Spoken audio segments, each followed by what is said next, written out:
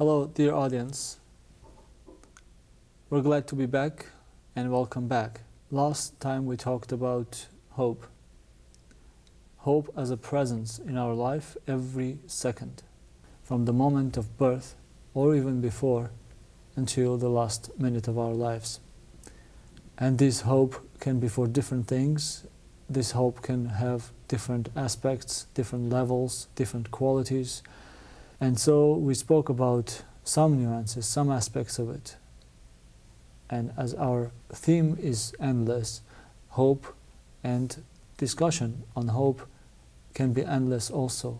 So it is impossible to speak and completely introduce the hope in its fullness. But we try to touch different aspects of it, trying to be helpful to people who are struggling through life and who need some strength.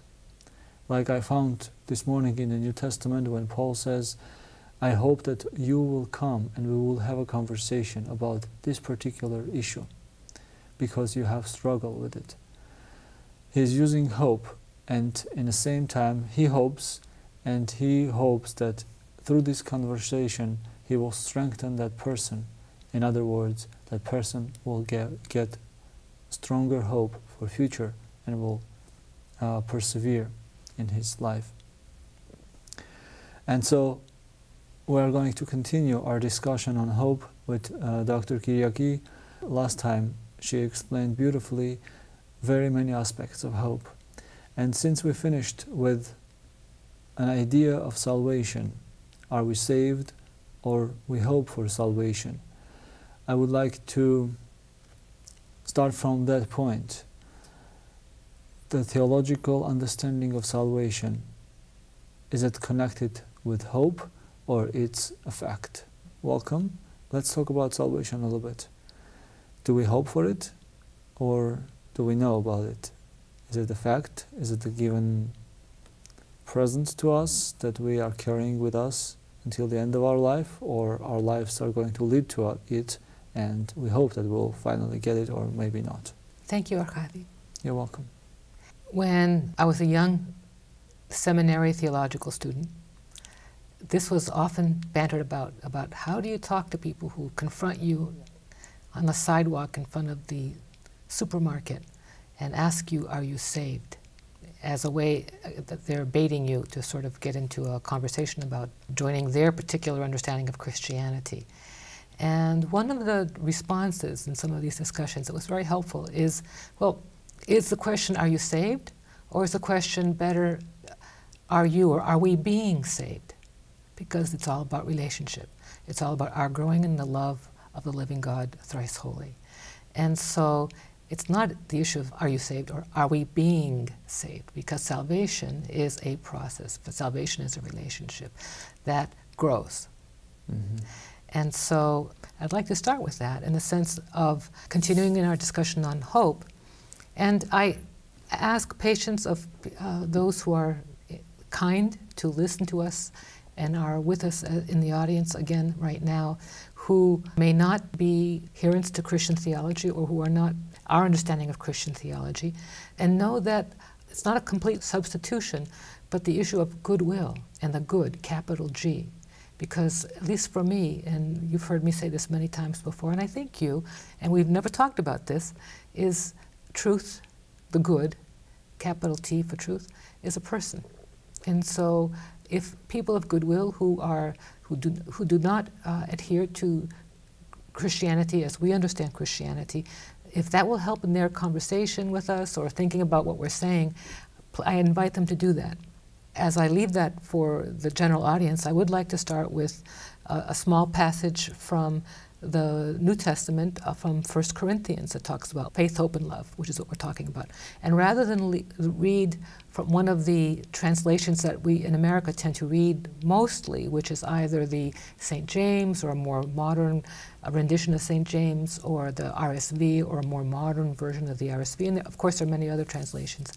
I'm going to read from the Oxford Study Bible, and I think that's also a very good translation, especially of this passage. And That way, since people hearing this who know this passage maybe very well from their particular Bibles at home, will hear it fresh while it's still the same passage that they're familiar with. 1 Corinthians 13, 8 through 13. And it starts with, love will never come to an end. Prophecies will cease, tongues of ecstasy will fall silent, knowledge will vanish.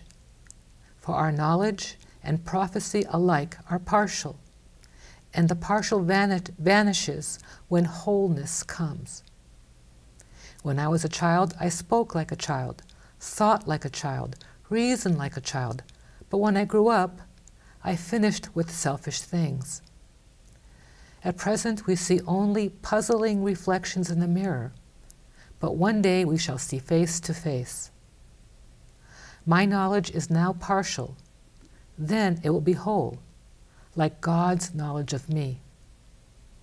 There are three things that last forever: faith, hope, and love, and the greatest of the three is love.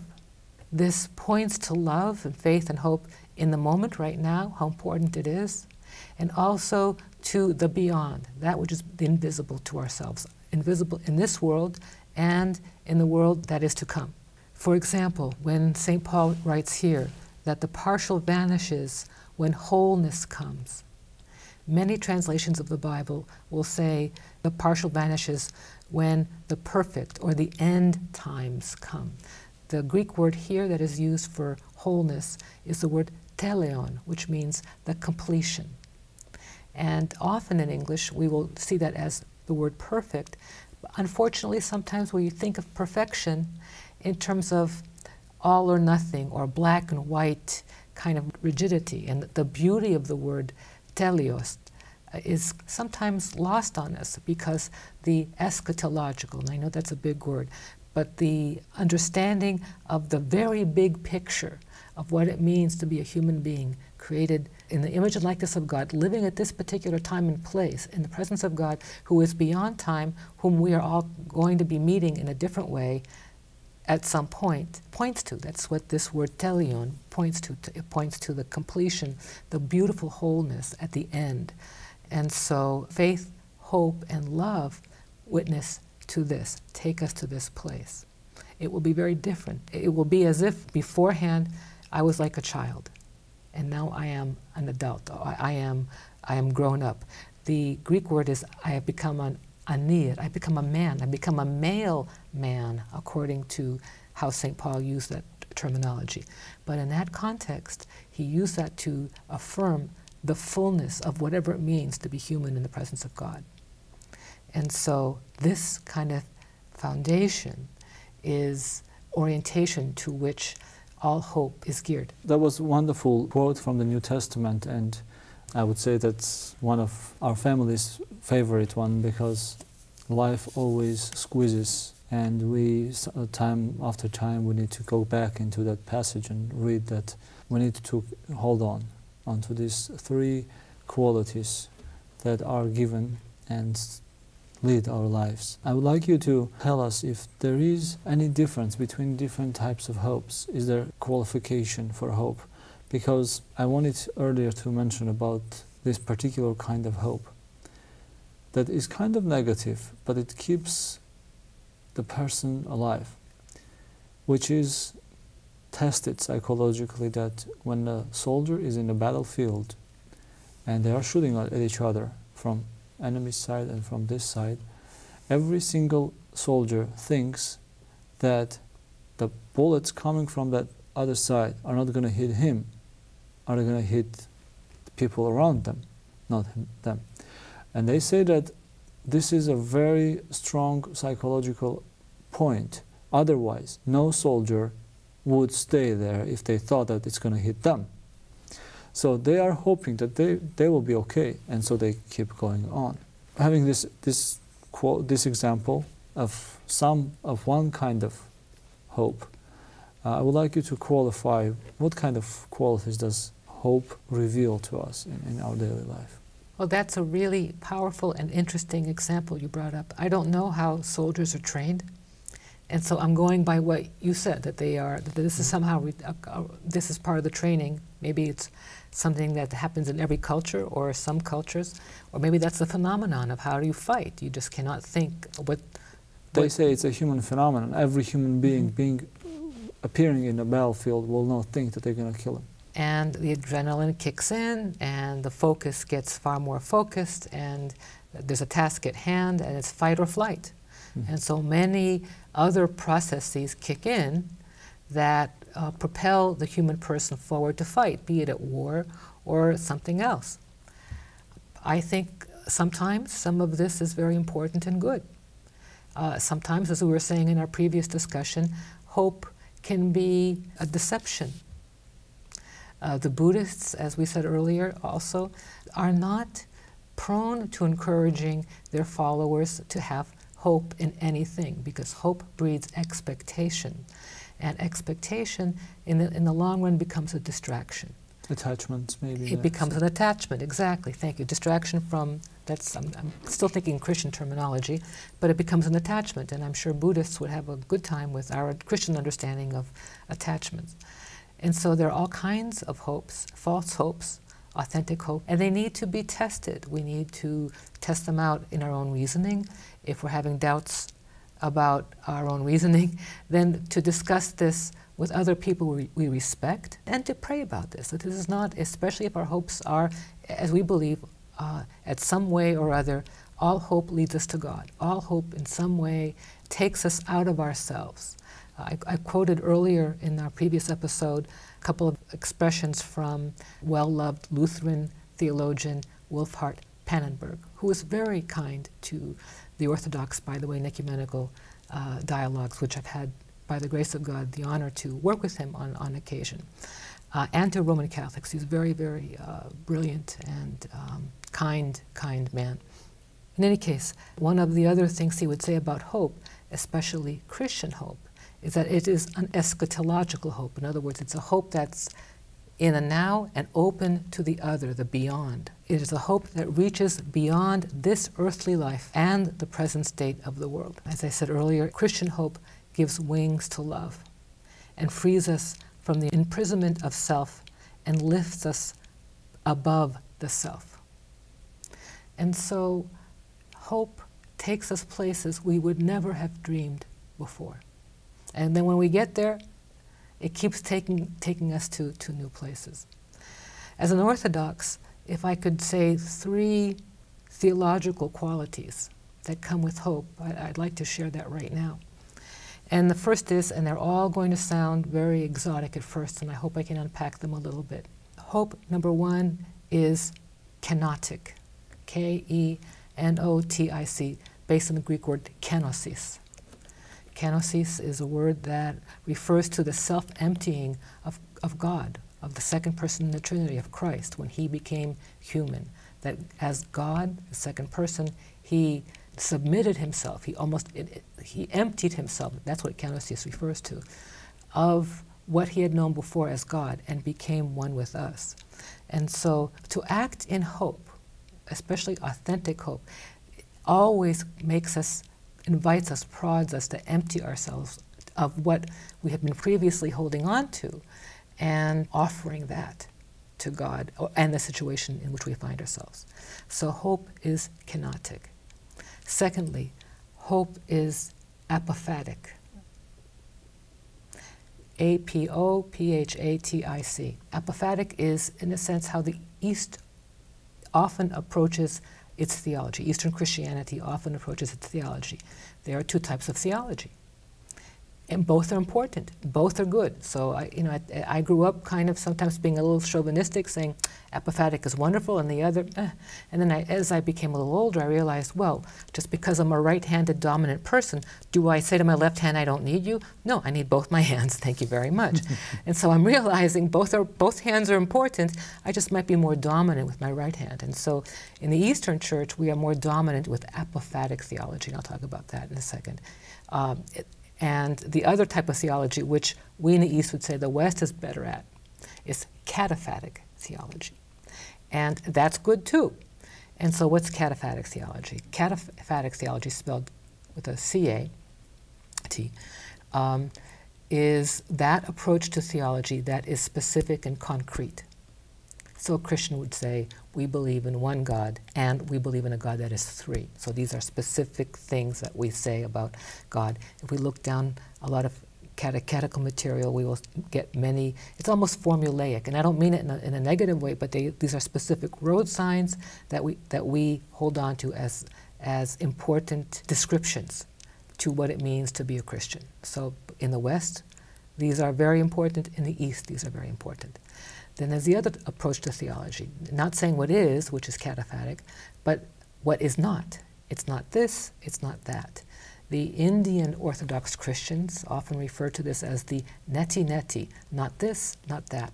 And so it's kind of putting up a gate around the mystery so that we don't know what the mystery is. We can't articulate the mystery because the mystery is beyond us.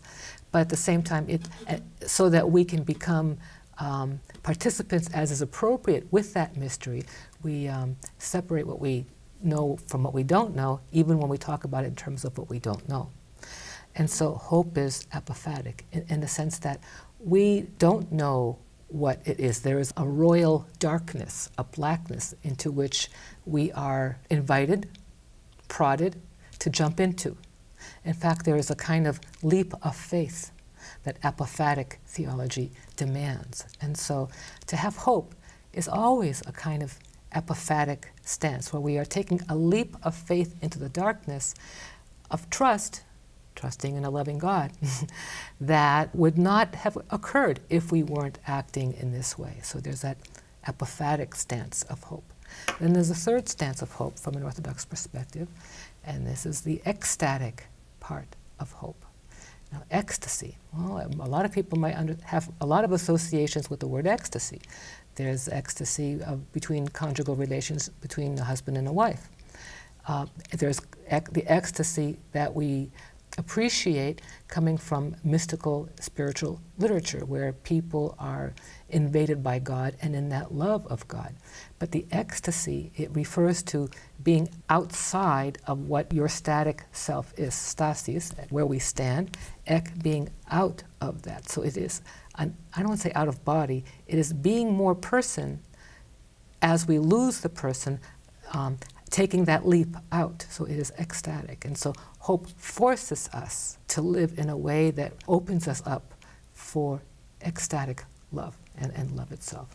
In Romans, St. Paul says, "But having this hope for what we cannot yet see, we are able to wait for it with persevering confidence."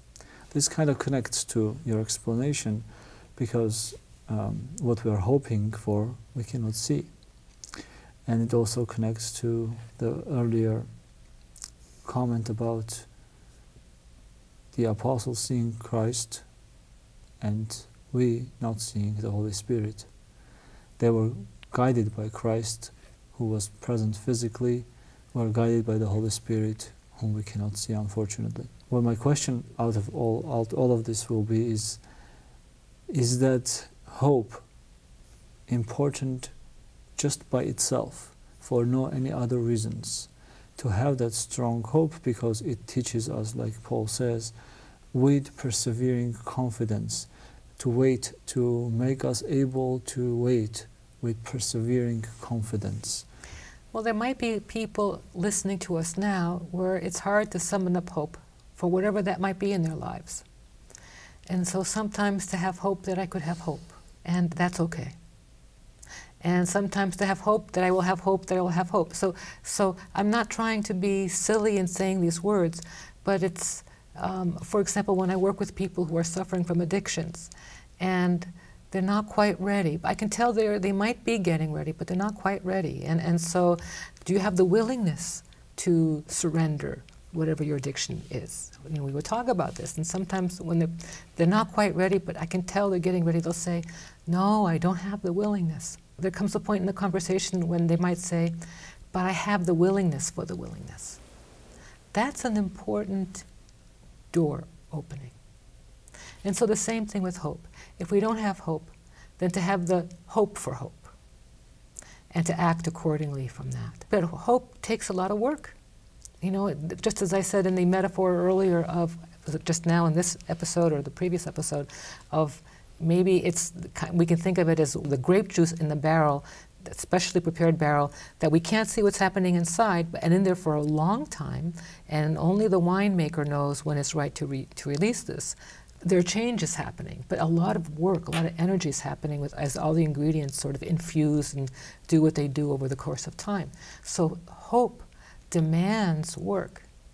And so some of the demands of hope include facing the neediness of the situations which we find ourselves in, or facing the brokenness around the world in which we find ourselves, or naming the incompleteness and the fallenness of the world around us, and discerning the signs of the times within that, meaning what does God desire of this situation and of me within this situation.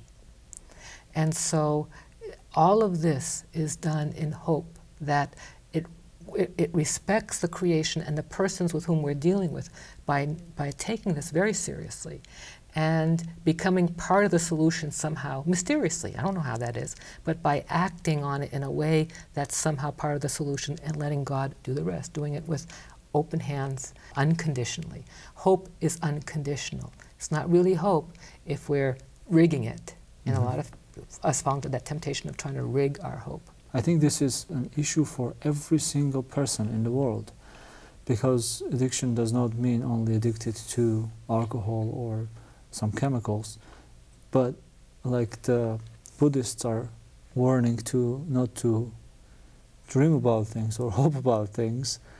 I think they, in some sense, are warning about addictions in the deeper and smallest sense of it, that it can bring to attachments. And everyone needs to get rid of some type of addiction. As an attachment. As right. an attachment, as an yes. Attachment. You're attached to... Yes, not in the sense of very extreme, severe cases. And you were talking about being ready, which closely relates to the hope.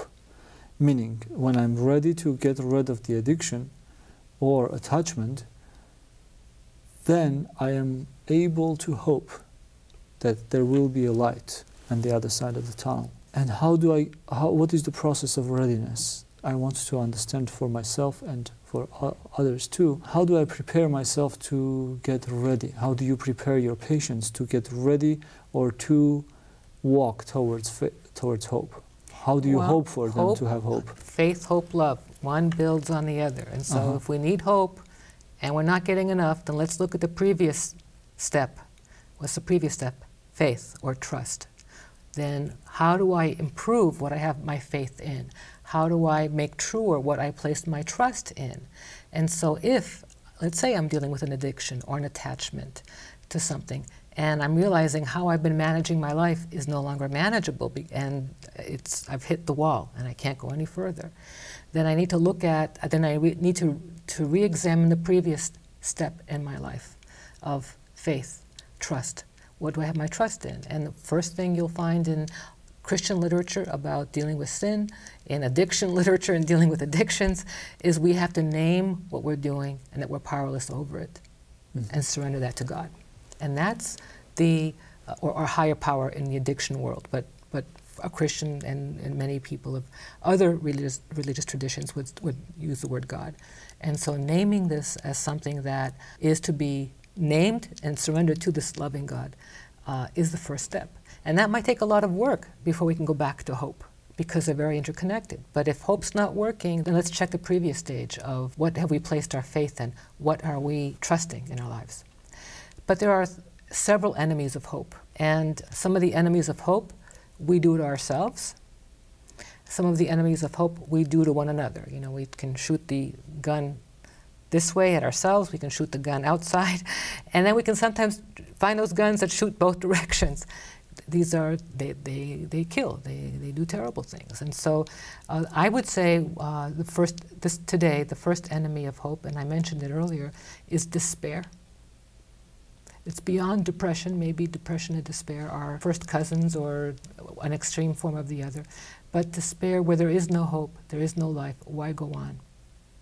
And that changes how we look at life, that changes how we engage life, that even can change, despair can even change our body chemistry.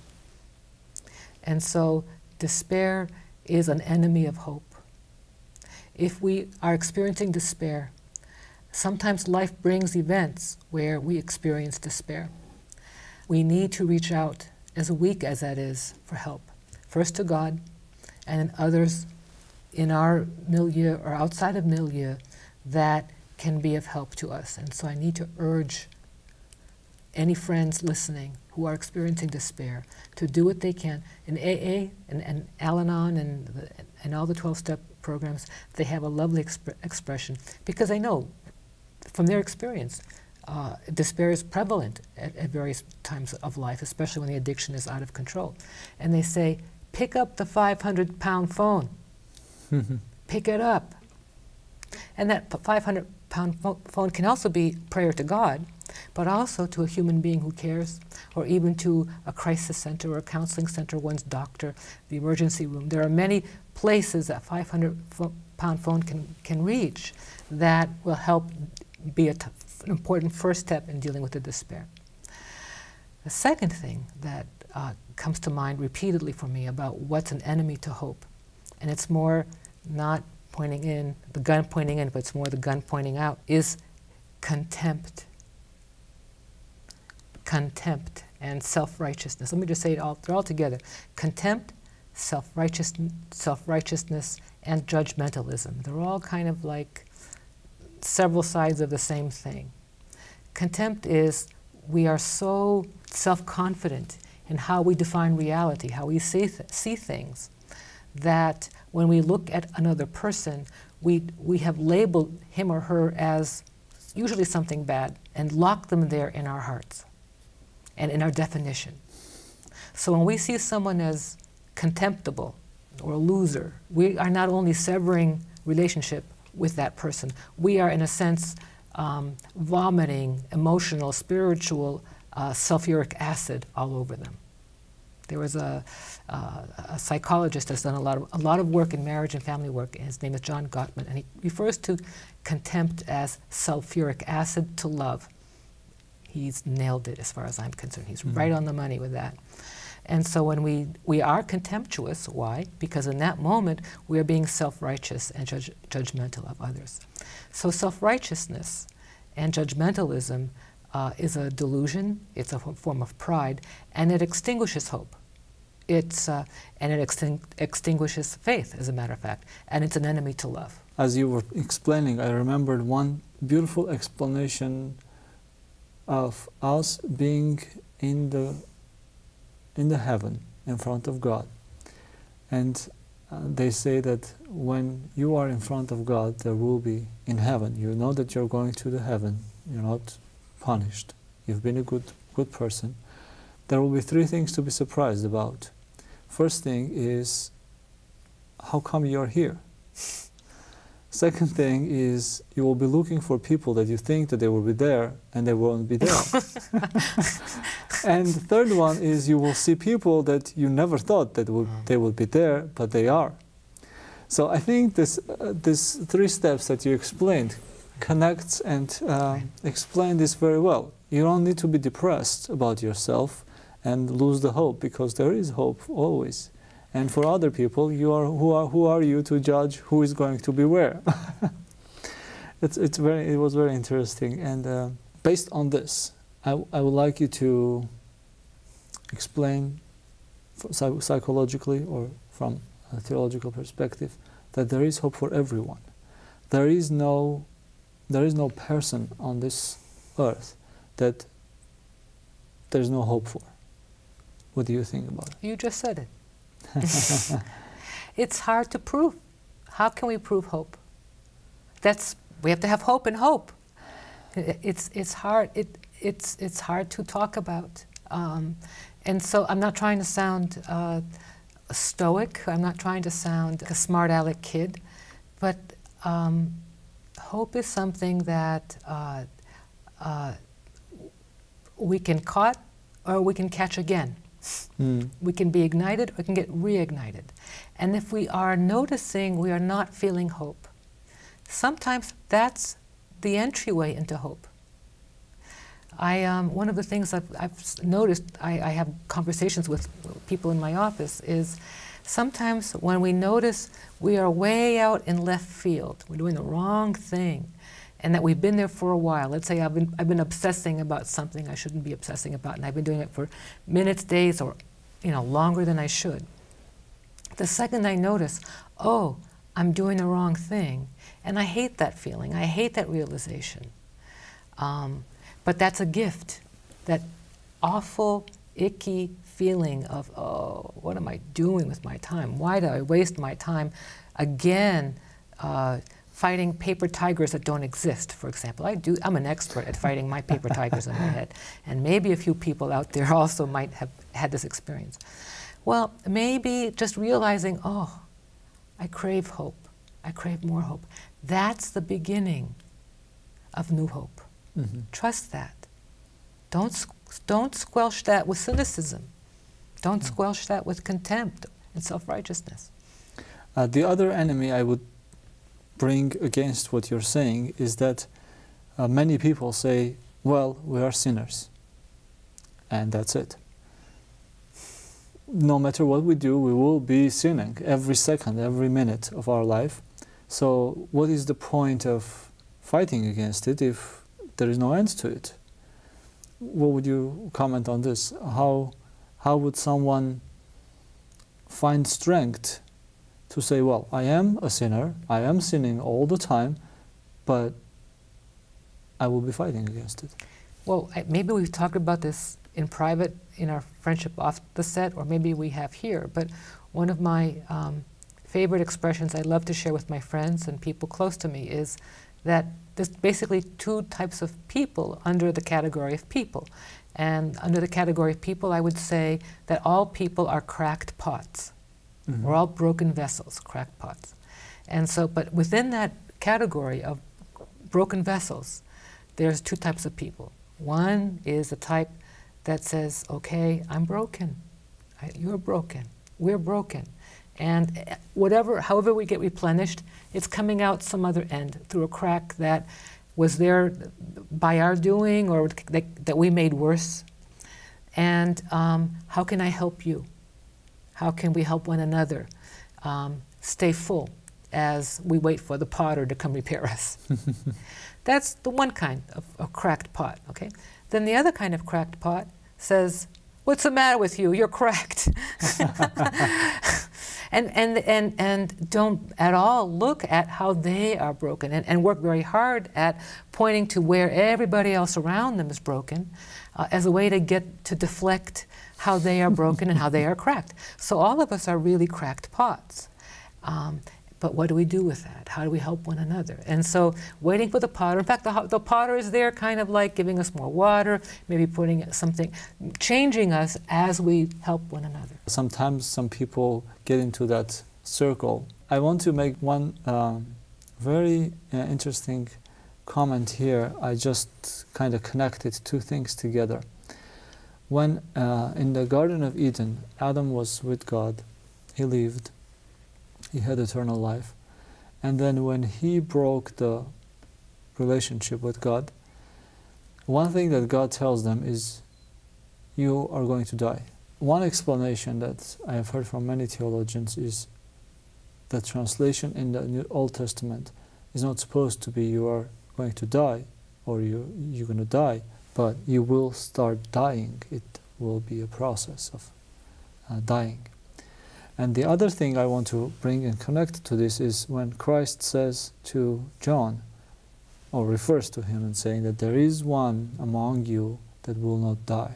In other words, why do I bring this example is to show that from cracked pot into a fixed pot, there is a process. From Garden of Eden into the heavenly kingdom, where one was cracked and, well, you're cracked. That's the fact. But there's a way out of it. Would you talk about this way? Oh, I love you for this. I love you for many reasons, but I love you for this because you just brought me back to a memory I had with my dad working in our little coffee shop, donut shops here in Brookline, Mass. And Not that my daddy had anything to worry about. I was kind of not very popular with the guys as a girl in high school. But it was before the store opened, and I was getting the coffee ready, and I think I was 16 or 17, and he said to me, I think it was my dad's understanding of talking about the birds and the bees with his daddy and with his daughter. And it's so clean, I can talk about it on public access television. I'm not going to say anything bad. Adults will understand the nuances of my dad, and the story has to do with what you're talking about. And that is, he said to me, I think because he knew I was innocent and naive and wanted in some ways to protect the innocence and help me grow up and make wise decisions and not make any foolish decisions with men. And so he said, you see this, there was a delivery came in, and he holds up this crystal glass. He says, you see this crystal? I go, yes, Daddy. It's a beautiful crystal, isn't it? It's a drinking glass. And I said, yes, it is, Daddy. He said, but you're a little bit like this crystal. And I go, what is it? What do you mean by that, Daddy? He said, well, it's beautiful, and it's got its purpose, and if something were to happen and the crystal were to crack,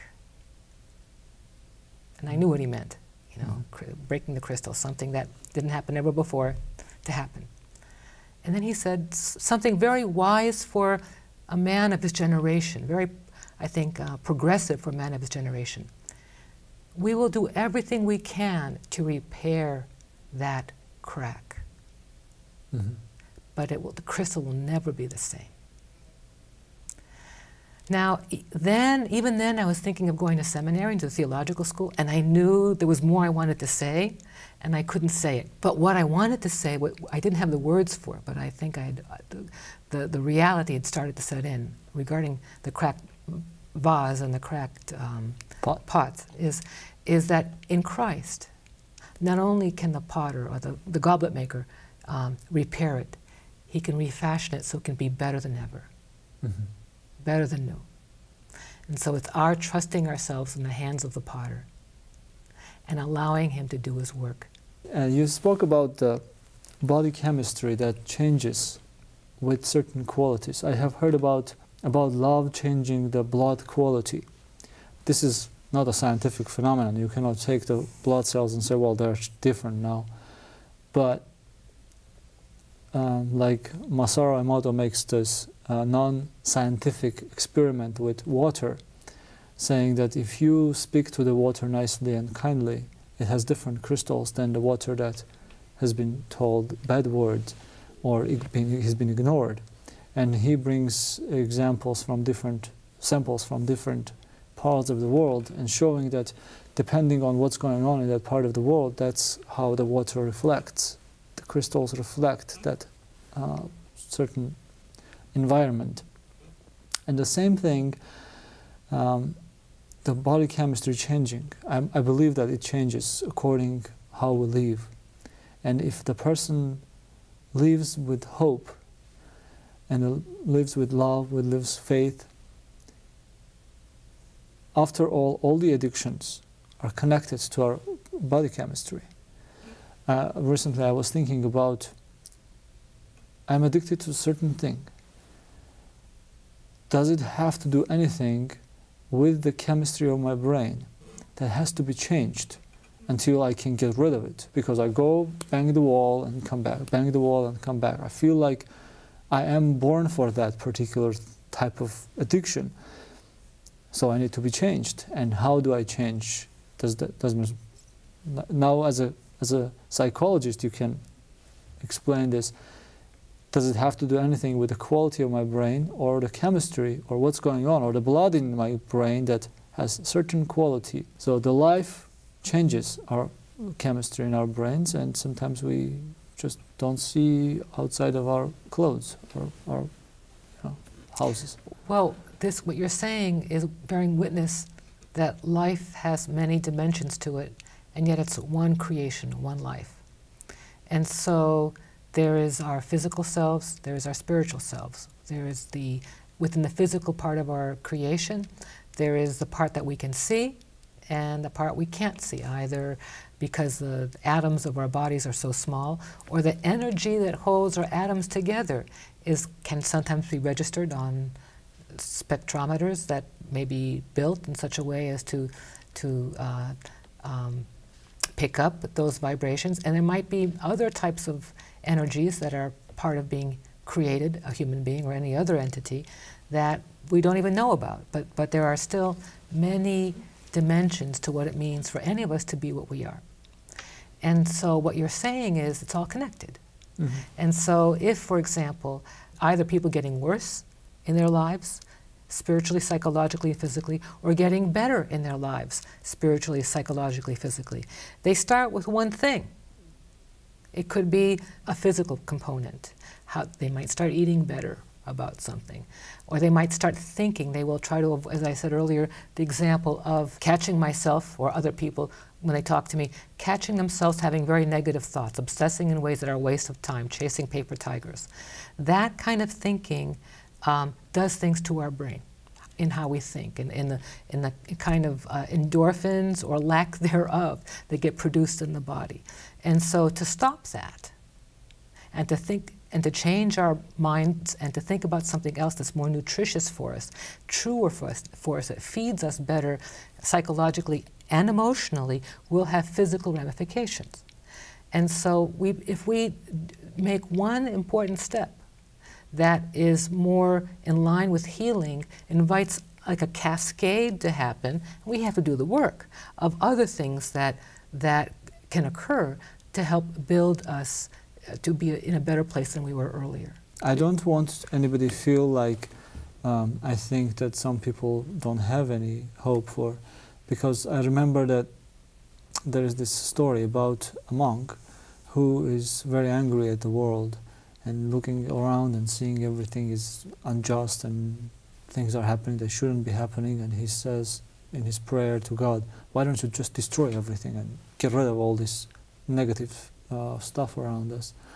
And the story says that in that prayer Christ appears in front of him and says that don't you worry about anything around you, just worry about yourself, and just know that even if there was one sinner on this planet, I would be willing to incarnate again for that one person to save him. So everyone has a hope. This is why the Christian hope is, I think, great. And like I read before from St. Paul, he says that hope is poured into our hearts. That's why we cannot probably explain why do we hope, because like the apostles never talked about hope because they had Christ with them. And if we have Christ with us, if that love of Christ is poured into our heart, then we cannot even explain why do we hope about it. In the spiritual development, there is this such an understanding that if you want to be saved, find somebody who is saved. In other words, not in the literal terms of being saved, because even the greatest saints living on the earth, as you and everybody knows, that they talk about themselves as sinners. But find somebody who has love, if you want to have love, find somebody who has love.